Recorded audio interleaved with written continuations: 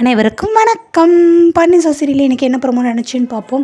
மொட்டை மண்டலில் பழனி கூட வந்து சரவணன், கதிர், செந்தில் எல்லாருமே சேர்ந்துருக்காங்கடே. இன்றைக்கி எல்லாம் நம்ம ஒன்றா தூங்கலாமா அப்படிங்கிறாங்க. சரி மாமா அப்படின்னு சொல்லிட்டு எல்லாருமே தூங்குறாங்க. பட் அன்னார் வந்து சரவணனுடைய ஒய்ஃப் வந்து தங்கமேல் தேடி வராங்க. என்ன மாமா இன்னும் நீங்கள் வரலையா அப்படிங்கிறாங்க. நீ போமேல் இப்போ வந்துடுவேன் நான், நீ போ அப்படிங்கிறாங்க. அன்னார் கதிர் கேட்குறாங்க, ஏன் அன்னிக்கிட்ட இங்கே தான் நம்ம தூங்க போகிறோன்னு சொல்லிட வேண்டியதானே அப்படிங்கிறாங்க. இல்லைடா அதெல்லாம் வேண்டாம், சொன்னால் அவள் ஏதாவது சொல்லிக்கிடுப்பா அப்படிங்கிறாங்க. அப்புறம் எப்படி நீ போவ, நாங்கள் தான் உன்னை விட மாட்டோம்ல அப்படின்னு செந்தில் சொல்கிறாங்க. இல்லைடா நானே போக மாட்டேன், அவள் கொஞ்ச நேரம் வெயிட் பண்ணி பாப்பா, அவள் அதுவும் இல்லாமல் அதிகாலை 4 மணிக்கு வரை எந்திரிச்சிருவாளா, ஸோ அதனால் கொஞ்ச நேரம் வெயிட் பண்ணி பார்த்துட்டு அதுக்கடுத்து நான் வரலன்ட்டு அவளே படுத்து தூங்கிடுவா, அதனால் ஒன்றும் பிரச்சனை இல்லை அப்படிங்கிறாங்க. பாருடா கல்யாணம் ஆகவும் நிறைய விஷயங்கள் தெரிஞ்சுக்கிட்டடா நீ அப்படின்னு சொல்லி பழனி அவனை நக்கலை கலாய்க்கிறாங்க. நெக்ஸ்ட்டு ராஜி மீனா 2 பேரும் அவங்க ரூமில் படுத்து தூங்குறாங்க. பட் ராஜிக்கு தூக்கமே வரல. ஆனால் மீனா கதவை போய் தட்டுறாங்க. என்ன அப்படிங்கிறாங்க. ராஜிக்கு யாருன்னு, வா வா உள்ளே வா ராஜி, என்ன அப்படிங்கிறாங்க.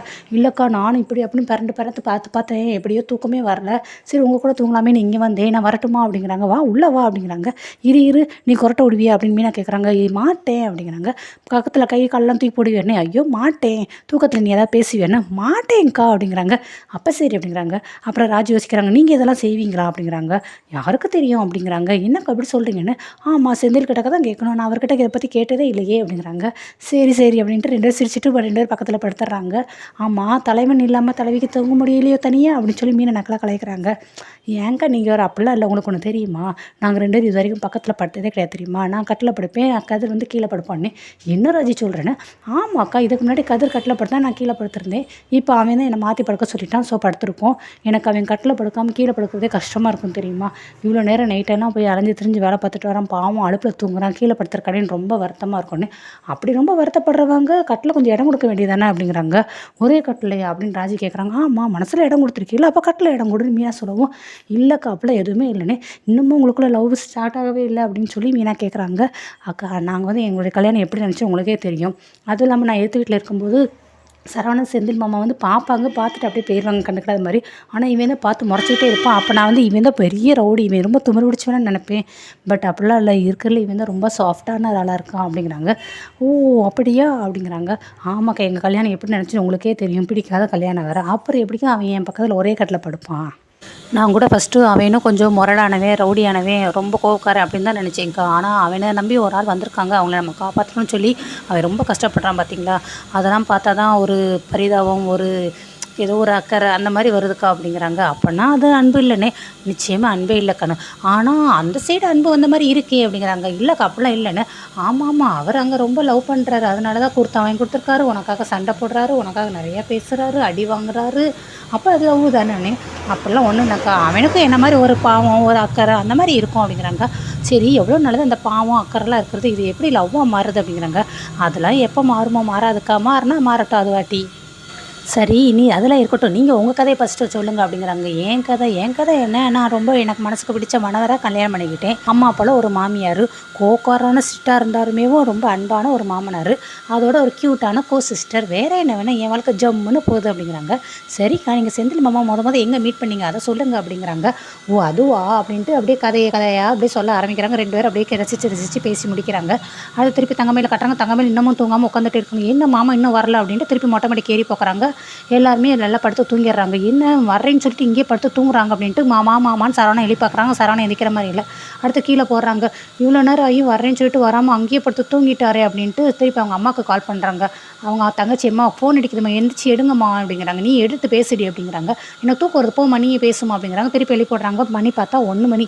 யார் இந்த நேரத்தில் அப்படின்னு சொல்லி அவங்க அம்மா பேசுமா, நான் தங்கமேல் பேசுகிறேன் மணி, என்னடி இந்த நேரத்தில் போனோன்னே, அவர் இன்னும் வரலம்மான்னு. அவரா எவர் அப்படிங்கிறாங்க. அம்மா அவங்க மாப்பிள்ளம்மான்னு. இன்னுமா வரல, உங்கள் வீட்டுக்கு தெரியுமா தெரியாதான்னு. மற்ற தம்பிமார்களுக்கு எல்லாருக்கும் தெரியும், மற்றவங்களுக்கு தெரியுமா என்னன்னு தெரியல, எல்லோரும் தூங்கிட்டாங்க அப்படிங்கிறாங்க. ஏடி உன் மாப்பிள்ளை வீட்டுக்கு வரலன்னு தெரிஞ்சுமா எல்லோரும் தூங்குறாங்க அப்படிங்கிறாங்க. நான் நேரில் போய் பார்த்தேம்மா, மொட்டை மாடியில் தூங்கிட்டு இருக்காருன்னு. என்னடி சொல்கிற நீ, தம்பிகளோட மொட்டை மாடியில் பேசிகிட்டு இருந்தாருமா, அப்படியே அங்கேயே படுத்து தூங்கிட்டார் போலுக்கு, எனக்கு பயமாக இருக்குமா, டெய்லி நீ இதே மாதிரி வராமல் அங்கேயே தூங்கிடுவாரோன்னு அப்படிங்கிறாங்க. ஏடி பைத்தியக்காரி, மாப்பிள்ளை வீட்டுக்கு வரலங்கிற அப்புறம் என்ன மொட்டை மேலே தூங்குறாங்கிற, நான் கூட என்னமோ எதுவும் நினச்சி பயந்துட்டேன், ஃபோனை வச்சுட்டு போய் படுத்து தூங்குடி அப்படிங்கிறாங்க. மாமா நான் பேசுகிற கேளுமா அப்படிங்கிறாங்க. தூங்குடி நீ காலங்காத்தால் அப்படின்னு சொல்லிட்டு ஃபோனை வச்சிடுறாங்க. அதுக்கடுத்து இங்கே வந்து கோமதி வர்றாங்க. கோமதி ரூமை விட்டு வெளியில் வர்றாங்க. என்ன இது பால் கூட இன்னும் எடுத்து வைக்காமல் இருக்குது, இன்னுமா எல்லாருமே தூங்குறாங்க, மற்றவங்க தூங்கினாலும் இந்த தங்கமயில் எந்திரிச்சிருப்பாளே இன்னாரோ, என்னாச்சு அப்படின்ட்டு வெளியே வாசல்லாம் போய் பார்க்குறாங்க, தூத்து தொலைச்சிருக்கான்னு. அதுவும் தூத்து தொளிக்கல. அதுக்கடுத்து கோமதி போய் டீலாம் போட்டுட்ருக்காங்க, காஃபிலாம் போட்டுட்ருக்காங்க. அன்னார் மீனா ராஜி 2 பேரும் வந்துட்டு குட் மார்னிங் அத்தை அப்படிங்கிறாங்க. என்னடி 2 பேரும் ஒன்போல சேர்ந்து சொல்லி எந்திரிச்சாப்புல வர்றீங்க அப்படிங்கிறாங்க. அதுவா நாங்கள் 2 பேரும் நேற்று நைட்டு ஒரே ரூமில் தான் படுத்து தூங்கணும் அப்படிங்கிறாங்க. ஏன் என்னாச்சு அப்படிங்கிறாங்க. அது மாடியில் சரவணன், கதிர், செந்தில், அப்புறம் பழனி மாமா எல்லாருமே ஒன்போல பேசி அங்கேயே படுத்துட்டாங்க. எனக்கு தனியாக படுக்கிறதுக்கு வேறு பயமாக இருந்துச்சு. அதனால் நான் போய் மீனாக்கா ரூமில் போய் படுத்துட்டு ரொம்ப நேரம் கதை பேசிகிட்டே தூங்கணுமா, அதான் லேட் ஆகிடுச்சுன்னு. ஏண்டி என்னையும் கூப்பிட்டுருக்கலாம்னு நானும் வந்திருப்பேன் இல்லை அப்படிங்கிறாங்க. மீனான்ட்டு ஐயோ மறந்துட்டுமே, நெக்ஸ்ட் டைம் கண்டிப்பாக கூப்பிட்றோம் வாங்க அப்படிங்கிறாங்க. சரி கண்டிப்பாக வர்றேன் அப்படின்னு சொல்லி கோமதி சொல்கிறாங்க. சரி இந்த காஃபின்னு சொல்லி எல்லாரும் கொடுக்குறாங்க. அடுத்து வந்து என்ன தங்கமயில் இன்னும் ஆளை காணோம், இவ்வளோ நேரம் ஆச்சு, நீங்கள் மட்டும் சமையல் பண்ணிட்டு இருக்கீங்க அப்படிங்கிறாங்க. அதான்ட்டு எனக்கு ஆச்சரியமாக இருக்குன்னு 4 மணிக்கெலாம் எந்திரிச்சிருவாள், இன்னும் எந்திரிக்கலை அப்படிங்கிறாங்க. என்ன ஒரு ஆச்சரியம் அப்படின்னு மீனா கேட்குறாங்க. சரி நான் போய் அவளை பார்த்துட்டு ரெண்டு உள்ளே போகிறாங்க. மயில் தூங்கிட்டு இருக்காங்க. மயில் தங்கமயிலும் போய் உள்ளே போய் வெளியே போடுறாங்க. ஐயோ அத்தை ரொம்ப நேரம் ஆச்சு அத்தை, லேட் ஆகிட்டேனா அப்படிங்கிறாங்க.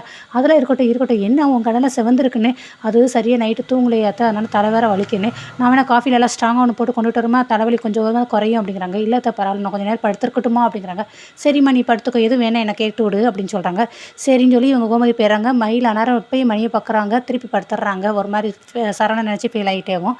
அடுத்து பாண்டியன் வெளியே காஃபி குடிச்சிக்காரு. கோமதி காஃபி சூப்பராக இருக்குது அப்படிங்கிறாங்க. 2 பேரும் வர்றாங்க, மீனாவும் ராஜியும். Good morning மாமாண்ணே. ஆமாப்பா குட் மார்னிங்ப்பா, காஃபிலாம் குடிச்சிட்டிங்கண்ணா? குடிச்சிட்டுமே நாங்கள் அப்படிங்கிறாங்க.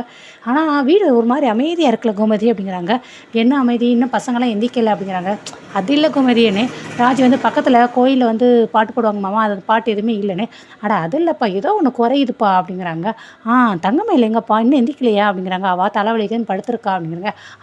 அதுதான் குறையுது. அவள் 4 மணிக்கெலாம் எந்திரிச்சு சாமி பாட்டெல்லாம் போட்டு வீடை ஃபுல்லாக புகையாக போட்டு கமகமகம்னு மணக்க விட்டுருவா. இப்போ அதுதான் மிஸ் ஆகுது அப்படிங்கிறாங்க. ராஜியும் மீனாவும் சூ சூ சூ அப்படின்னு விரட்டுறாங்க. கோமதின்ட்டு நான் வேணா எழுப்படட்டுமா புகைப்பட சொல்கிறதுக்கு அப்படிங்கிறாங்க. ஏண்டி அந்த பிள்ளையை பாவம் தலைவலிக்குன்னு படுத்துருக்கு, அதெல்லாம் ஒன்றும் வேண்டாம், நீ என்ன பண்ணுற, அந்த பிள்ளைக்கு மாத்திரை மருந்து எதாவது வாங்கி கொடுத்து அதெல்லாம் போட சொல்ல அந்த பிள்ளைய. அது சரி சொல்கிறேன் அப்படிங்கிறாங்க. சரி நான் அப்படியே பக்கத்தில் போய் வாங்கி நடந்து போயிட்டு வரேன்ட்டு கிளம்பிடுறாரு. பாத்தியாடி என்னமோ இந்த வீடு இத்தனை நாள் இருட்டில் இருந்த மாதிரியும் தங்கமயில் வந்து தான் ஒளியத்தனை மாதிரியிலே பேசுகிறாருல்ல அவர் அப்படின்ட்டு. இருக்கட்டும் நீங்கள் என்னடி வாயை பார்த்துட்டு இருக்கீங்க, இப்போ உங்கள் போய் வேலையை பாருங்கள் அப்படின்ட்டு அம்மா கோமதி எஞ்சி போயிடுறாங்க.